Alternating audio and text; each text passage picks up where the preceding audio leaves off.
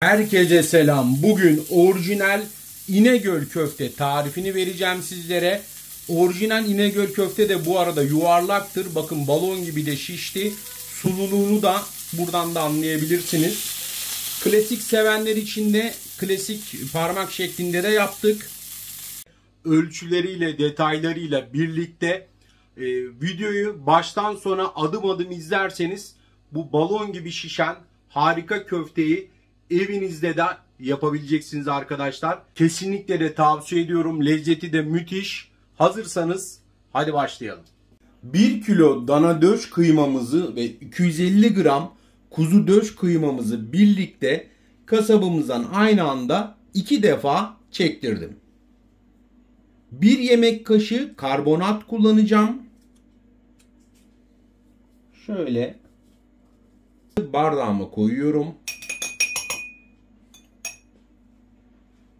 2 yemek kaşığı da taze sıkılmış limon suyunu ilave ediyorum. Karıştırıyorum. Karbonatın köfteye, kıymaya herhangi bir lezzetli etkisi yok. Limon suyunun da aynı şekilde. Limon suyunu da karbonatı aktive etmesi için koyuyorum. Yarım çay bardağı da suyu içerisine ilave ediyorum. Kıymamın içerisine döküyorum. 15 dakika boyunca da aralıksız bunu yoğuracağım. Yoğurma işlemi gerçekten çok önemli. 15 dakika boyunca kıymamızı yoğurduk. Bakın kıymamız artık tamamıyla özdeşleşti. 1 tatlı kaşığı tuz ilave ediyorum. 1 tatlı kaşığı da toz biber. 2-3 dakika daha yoğuruyoruz. Yoğurma işlemi İnegöl köftede çok önemli. Normalde İnegöl köfteye tatlı toz biber girmez ama ben koyuyorum ek olarak, ilave olarak, ama orijinalinde tatlı toz biber yoktur. İnegöl köftenin en büyük özelliği de iyi dinlendirilmesidir. Şimdi streçliyorum. Streçledikten sonra da buzdolabıma koyacağım ve buzdolabımda şu an akşam saatleri öğlene kadar dinlendireceğim. Bunu normalde bir günde dinlendiriyorlar. Bu arada karbonat koyduğunuz için kıymayı yoğururken hani karbonatın biraz kokusu olur. Endişelenmeyin. Pişirdiğiniz zaman herhangi bir kokusu olmayacak. Buzdolabıma koyuyorum. Şu an akşam saatleri. Yarın öğleden sonraya kadar buzdolabında ağzı streçli bir şekilde dinlendiriyorum. Güzelce dinlendirdik. Bir gün bile dinlendirenler var İnegöl köfteyi. Çünkü ne kadar dinlenirse o kadar daha lezzetli oluyor. Şimdi streçten çıkartıyorum. İnegöl köftede normalinde ekmek rendesi olmaz. Ama ben 1 çay bardağı ekmek rendesi ilave ediyorum.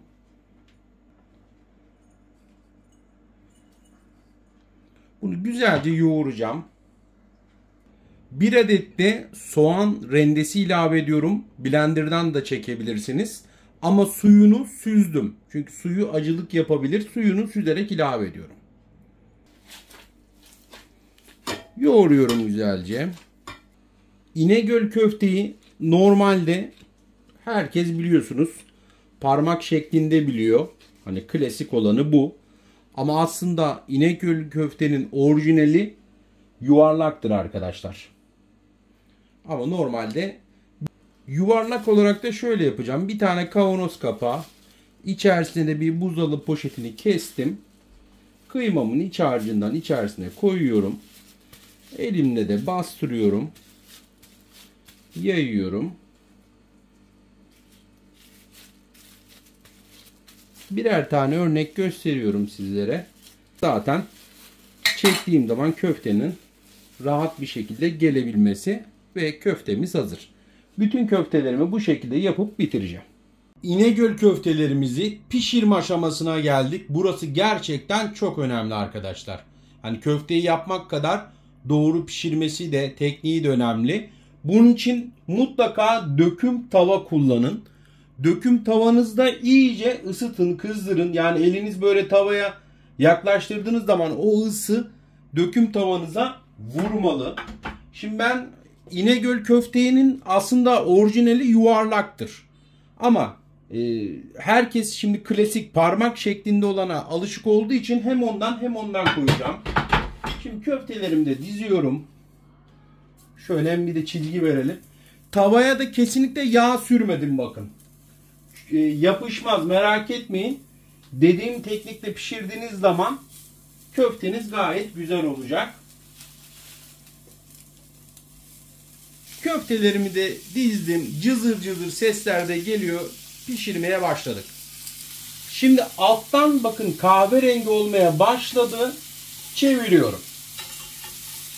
Bismillah. Bakın çeviriyorum şöyle. Bu köftelerimi de çeviriyorum. Köfteleri de arkadaşlar sürekli çevirerek de kızartabilirsiniz. Et gibi değil. Sürekli çevirerek pişirebilirsiniz. Bakın balon gibi de şiştiler. Şöyle de size göstermek istiyorum. Balon gibi şişti. Gayet de güzel. Sululuğunu da şuradan anlayın. Şimdi artık çekiyorum. Fazla da bekletmeyeceğim. Şimdi tabağıma da alıyorum. Bismillah.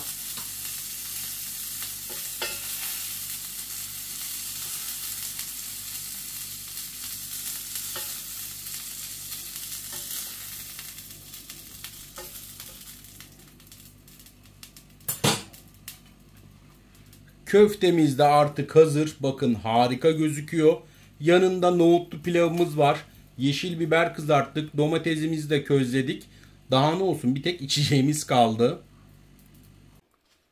Köftemiz de artık hazır. Yanında pilavımız, közlenmiş domates ve biberimizle beraber. Bir tanesini de şöyle ben böyle ikiye böldüm sizlerin de görmesi için. Gerçekten çok sulu, harika da bir lezzeti var. Denediğiniz zaman zaten bu tariften de vazgeçemeyeceksiniz. İnegöl köfteyi bir de Serkan'ın elinden yiyin. Gerçekten vazgeçilmez tarifiniz olacak.